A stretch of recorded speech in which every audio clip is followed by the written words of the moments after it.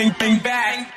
So ito may nagtatanong kung paano daw ma-edit ang watermark ng camera ng cellphone. So sa mga hindi nakakaalam kung ano yung watermark ng camera ng cellphone natin, so ito yon yung pag nag-take tayo ng picture sa camera natin ay magkakaroon ng watermark yung picture. Ito yun, no? Every time na magti-take tayo ng pictures ay magkakaroon yan ng watermark kung anong brand ng camera ng cellphone ang gamit natin. So magkakaroon lang yan ng watermark if ever na naka-turn on sa settings ng camera natin yung watermark. I-on nyo lang yung camera nyo, tas makikita nyo sa taas may settings icon dyan. Pipindutin nyo, tas mababasa nyo dito may capture settings. I-on nyo lang tong auto watermark para magkaroon ng watermark every time na magte-take kayo ng pictures. So balik tayo dun sa katanungan niya kung paano daw ma-edit yung watermark ng camera ng cellphone niya. So pumunta ka lang sa camera ng cellphone mo. Pag open mo nyan, may kita mo naman dyan sa taas may settings icon, pipindutin mo. Pero yung ibang cellphone, meron dyan nakalagay na 3 lines, pipindutin nyo lang, tapos may kita nyo na yung settings. Tapos pag pindot nyo yan, may kita nyo tong watermark. I-on nyo muna tong watermark, tapos pagka-on nyo, pipindutin nyo tong nakalagay na watermark. Tapos dito, may kita mo tong device watermark, i-off mo to, para hindi yung pangalan ng cellphone mo yung naka-watermark dyan sa inyong camera. So, pagka-off mo nyan, dito naman sa baba, makikita mo tong custom watermark. Pipindutin mo tong custom watermark, tapos ilagay mo na dito kung ano yung gusto mong ilagay na watermark. Pwede ilagay mo dyan pangalan mo, FB page mo, o kaya YouTube channel mo, ikaw na bahala. Pero meron din namang mga cellphone na hindi talaga na-edit yung watermark ng camera ng cellphone. Katulad na lang na itong Android phone ko na to na Tecno Spark 6, wala talaga siyang custom watermark. Pwede mo lang i-on yung watermark pero yung name ng watermark ay hindi mo siya pwedeng mapalitan. Kung ganyan yung mga cellphone nyo, mga Lodi Cakes, ang gawin nyo, punta na lang tayo ng Play Store kasi magda-download na lang tayo ng application. So dito, ilagay nyo dito photo stamp. Ayan, photo stamp camera. Ito yung itsura ng application. Install nyo muna siya. So, pagka-install nyo, open natin yung application. And then, dito, pag na-open nyo na yung application, mga Lodi Cakes, i-allow nyo lang to. Yan, allow nyo yung mga permission dyan. Tapos, use device language lang. Tapos, ito yung gagamitin nating camera. So, dito, kapag nag-take tayo ng picture at ng video, pwede natin malagyan ng gusto nating watermark. So, dito sa camera, makikita nyo may settings icon. Pipindutin nyo to. Tapos, itong date and time stamp, i-off na lang natin to. Yan, para walang nakalagay na date and time doon sa picture, 'di ba? Tapos para malagyan ng sarili nating watermark, pipindutin niyo tong signature stamp. Ayan, may arrow down diyan, pipindutin niyo to. Tapos dito tayo sa your signature.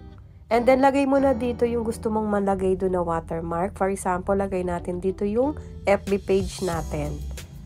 Ayan, Macoses TV, and then save. Tapos, pwede nyo ring baguhin yung font size, font style, kayo na bahala. So, ayan, italic na lang sa akin. And then, dito makikita nyo dito sa baba, meron pa ditong stamp position, stamp color. Pwede yung baguhin kung anong gusto nyong color ng watermark nyo. So, ito yung napili kong color. And then, pag nakapili na kayo, makikita nyo dito sa baba, then nakalagay dito yung location stamp, naka-off na rin yan. Tapos itong logo stamp, kapag in-on nyo to, ganito yung makikita. Ayan o, may ganitong logo. Ayan, pag naka-on yan. Tapos dito mga Lodi Cakes, i-on nyo na tong signature stamp. Ayan, i-on nyo to, ayan. Naka-on na siya. Tapos pag na-on na siya, once na magtitake na tayo ng pictures or ng video, makikita na yung pangalan natin. Ito. Ayan, 'di ba? Merong nakalagay dyan.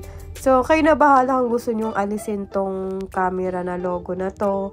O kaya yung pangalan nyo, yung watermark nyo. Gusto nyo pang mas lakihan, ibahin yung color. Kayo na bahala sa settings. So, ganito na siya yung watermark. Ayan, pangalan mo na. Kung gusto mo lakihan pa yung font, dito ka sa font size. Tapos ibahin mo na lang kung anong font size na gusto mo. So, gawin natin 15 para medyo malaki yung watermark. Tapos sa font format, ibahin din natin. So, dito mamili na lang kayo mga Lodi Cakes kung anong gusto nyong font format dyan. And then dito sa, ano naman tayo, dito sa stamp position. Ito naman yung watermark kung saan mo gusto nakalagay, sa baba, sa taas, sa bandang right, bandang left, ganon. Tapos, ayan, itong logo stamp, pwede mong i-off to para wala nang nakalagay na camera logo.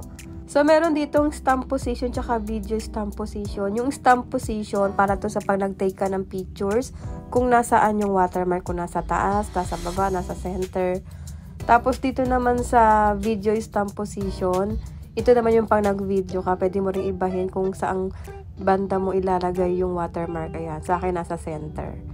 Ayan, okay to pag nag-video kayo mga Lodi Cakes, mas okay na nasa gitna yung watermark. Para if ever na i-upload mo siya, diba? Kung may kukuha ng video mo, malalaman ng mga viewers kung kanino talaga yung video kasi nga merong watermark, merong pangalan mo.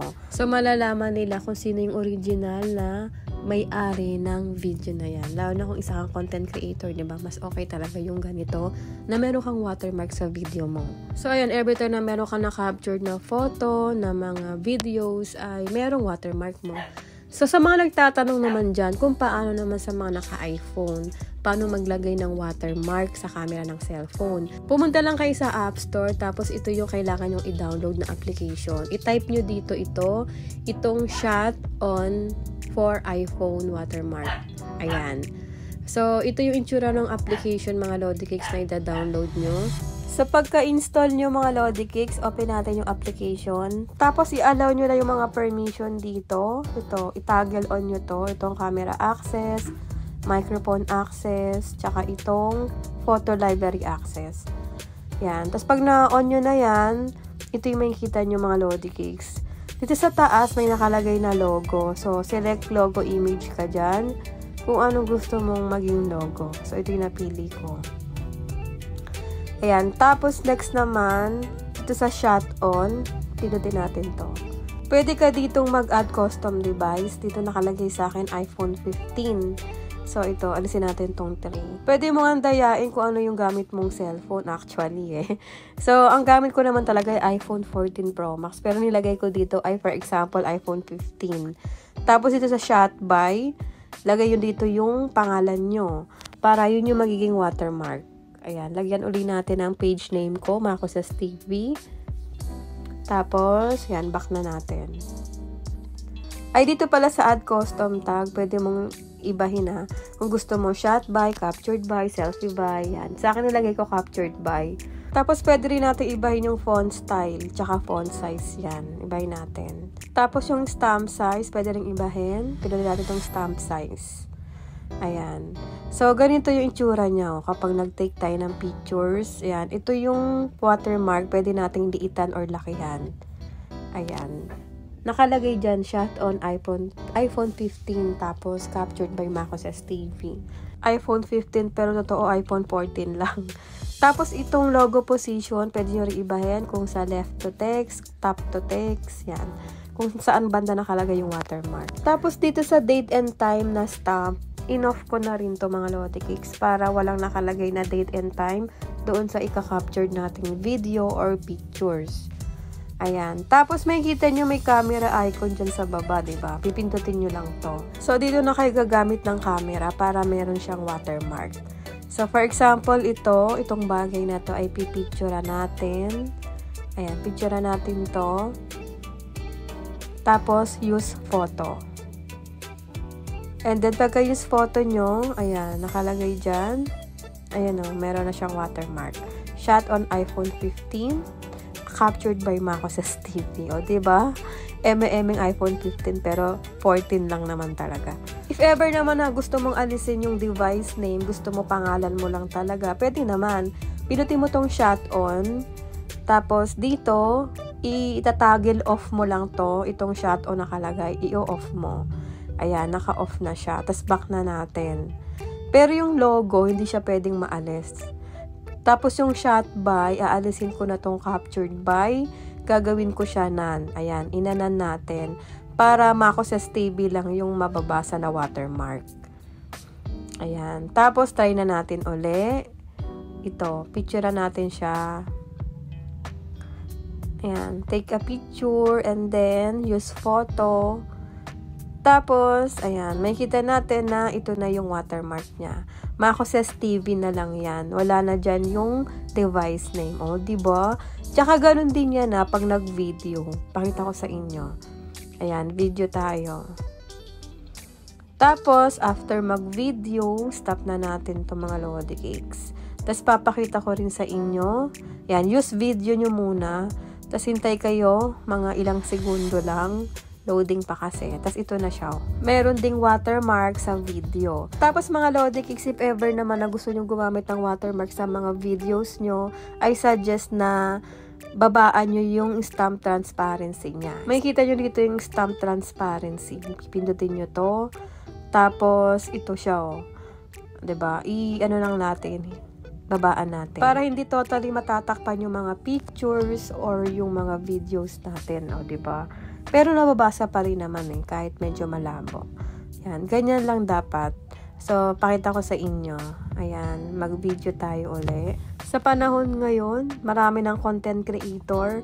Mas okay talaga na merong watermark natin yung mga ginagawa nating videos. Para kung sakali na nakawin yung mga ginawa nating video, ay malalaman nila kung sino yung original na content creator nung video na yon. So, ganun lang mga Lodi Cakes. At itong application na to ay pwede rin to sa Android ha. Ito yung isi-search nyo sa Play Store. Ayan, ito ring shot on stamp photo camera. Ayan. Download nyo siya sa Play Store, pwedeng-pwede. So, yun lang for today's video. Please pa-like, pa-share ng video ko na to. And thank you for watching and keep safe, mga Lodi Cakes!